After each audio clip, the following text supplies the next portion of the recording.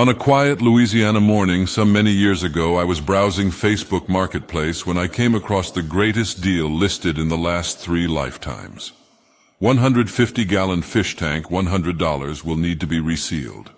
I immediately jumped into my 1986 Toyota pickup and took off on an hour-and-a-half-long journey down inhabitantless forest roads to a location I couldn't find again, with a team of FBI field agents wielding half a dozen bloodhounds.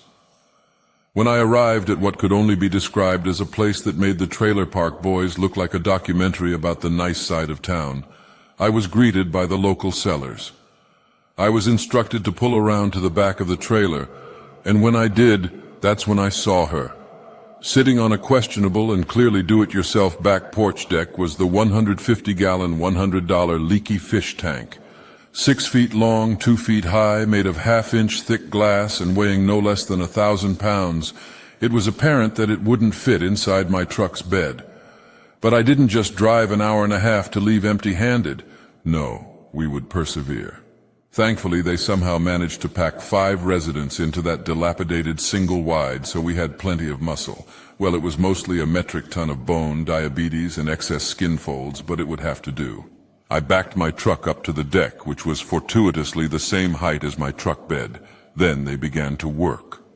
Splitting into 2 teams on either side of the tank, they slowly began to lurch it forward, sliding it across the deck boards.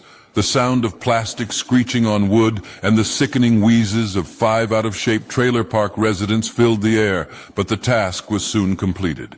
There she sat, my new 150-gallon fish tank with leaky seals, perched halfway in my truck bed. Now, any reasonable person would have looked at the 3 feet of aquarium hanging from my truck and thought, it's probably inadvisable to drive it like that. But by this point, I was not a reasonable person. All I was thinking was, at least I don't need a red flag. I was a man who just drove an hour and a half alone to a sketchy trailer park to buy a leaky fish tank, and not even the apocalypse was going to stop me from getting it home. I reached into my truck's toolbox, pulled out half a dozen ratchet straps, and got to work.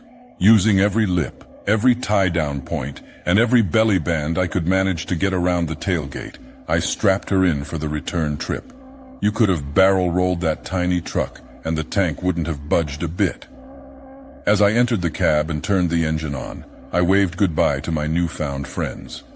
Pulling out of the trailer park, I reflected on the fact that sometimes trials and adversities make you truly appreciate the rare moments of calm in life.